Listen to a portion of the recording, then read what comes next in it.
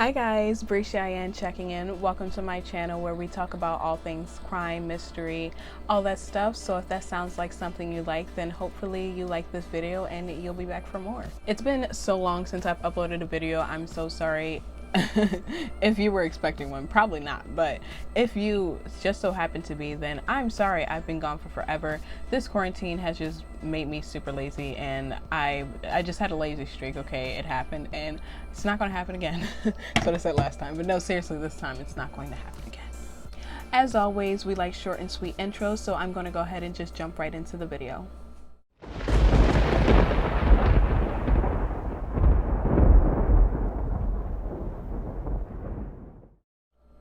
On December 5th, 1977, the deceased body of Sharon Meyer, then age 16, was discovered in her bathtub by her mother, Sally Catlett. Sally became worried about Sharon when she didn't show up for work that morning, and because of that, she went over to her apartment to check on her, and she was let in by the building manager, Patrick McCabe.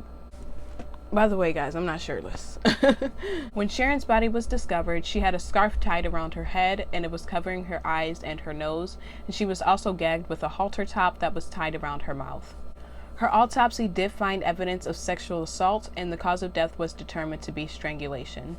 The case went unsolved for many years up until 2013, when the halter top that she was gagged with was submitted for DNA testing and collection using the MVAC system, the new MVAC system, or microbial vac systems. The DNA test did yield a match in 2016, and it matched that of the building manager, the same one that let Sharon's mother in the morning after knowing what he had done.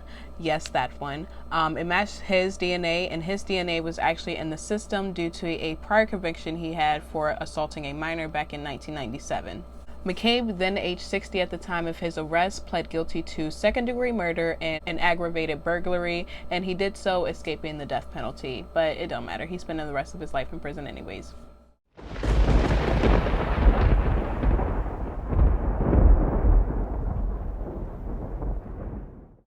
On December 6, 1995, the body of 17-year-old Bea Norwich was found floating in the Provo River in Utah. Crystal's mother described her as a child who started using drugs and had already been a sex worker by the time she was 15 years old.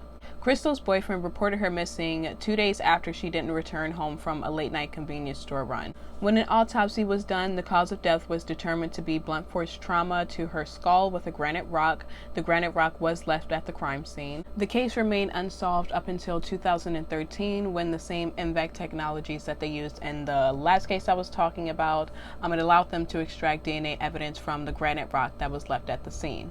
The DNA matched that of a man by the name of Joseph Simpson, whose DNA was in the system because he had just finished serving a sentence for a 1987 murder conviction. But now he's back in prison because he's serving life in prison for Crystal's murder.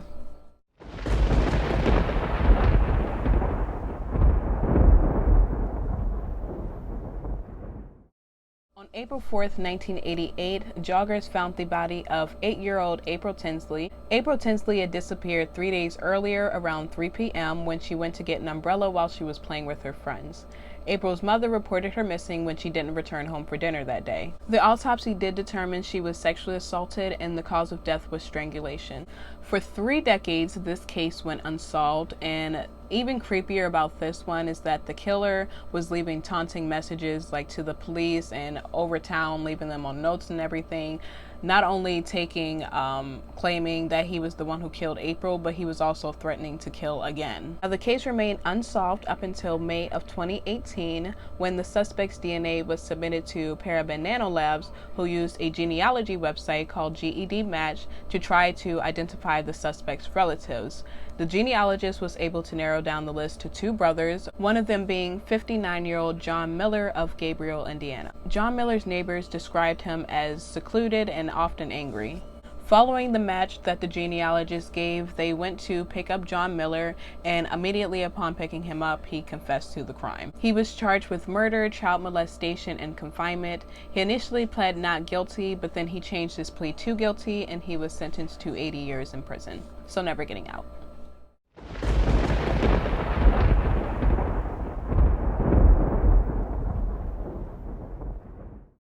On On August 18, 1981, the deceased body of Nova Welsh was discovered 3 weeks after her disappearance. Osmond Bell, who was Welsh's ex and also the father of her 2 kids, did not file a police report, and he claims that Nova had left voluntarily. Lorna Edmond, who was Nova Welsh's best friend, reported her missing after not seeing her for a while because she said that wasn't like her.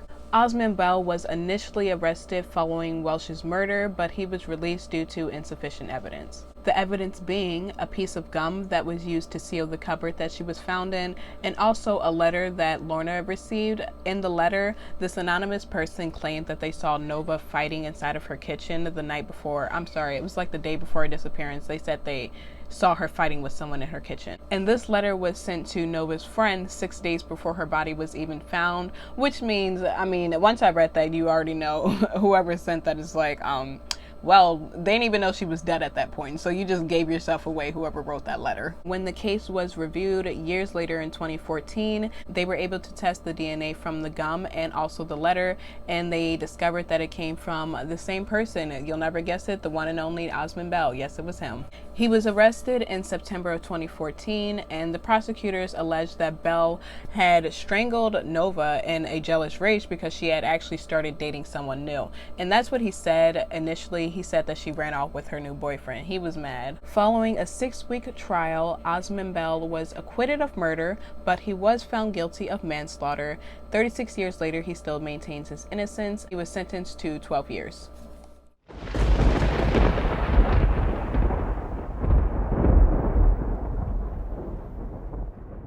I wanted to leave it off on this one that's kind of a little different. It still is a cold case that was solved in the sense that, like, the woman whose body was found, they didn't know who she was, and DNA evidence allowed them to figure out who she finally was. However, they still don't know who the killer actually is. So it got solved in that sense, but it's still unsolved in terms of finding the perpetrator. So on April 25th, 1981, the body of a woman was found in a ditch. The body had been placed in fetal position on her right side, and she didn't have any socks or shoes on. This woman's autopsy found evidence of trauma to her head and her neck. They found evidence of asphyxiation and also a lacerated liver. The official cause of death was determined to be strangulation, though. There were a few theories as to who this woman may have been a victim to. One of them being she could have been part of the Redhead murders, which was a series of murders that stretched from October of 1972 to October 1992 over 5 different states, where a bunch of redheaded women were just getting murdered, but she wasn't officially like linked to that. No one was like, yeah, for sure. And they also thought she may have been a victim of a serial killer who was killing sex workers around 1980s and the 90s, but her body showed no signs of being like actively sexual, as if she was a sex worker, so that one was ruled out as well. She didn't have any identification with her, and no one came forward looking for a woman that matched this description. A sketch of her face was even created and broadcasted in newspaper and television, but to no avail. Again, no one came forward claiming to know who this girl was. She eventually became known as the Buckskin Girl because of a buckskin jacket that she was wearing when she was discovered. Police were able to obtain DNA after the discovery of her body.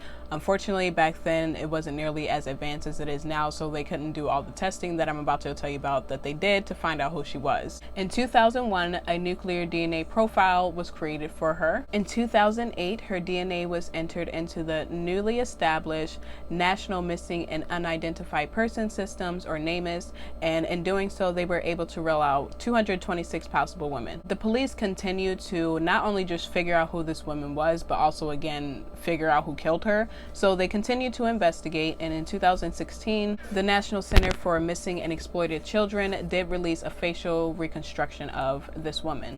And then finally, in April of 2018, 37 years later, police identified the body as that of Marcia King, who was 21 years old at the time of her death. They were able to identify her through a DNA analysis that was performed by the DNA Doe Project, which is a nonprofit that works together to identify unidentified people, and also the Full Genomes Corporation. She was actually the first unidentified victim to be identified through this technique of forensics.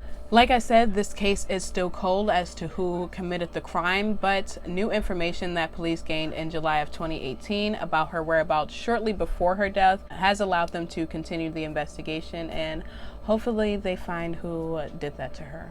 Thank you guys for watching this video. If you stayed until the end, hopefully you liked this. I was thinking of actually doing a video on the redhead murders. That was my first time hearing about it when I did the research here. So if that's something you would want to see me do a video on, it would probably be pretty long because I have my next video coming out. If you want to stay tuned, it's going to be on the Cleveland torso murders. I just got to get to filming it because I know that video is going to be really long. So if you like long videos, hopefully you'll stay tuned for my next couple or next few. And yeah, hopefully you enjoyed this. I'll see you later, guys. We like short outros too, so bye.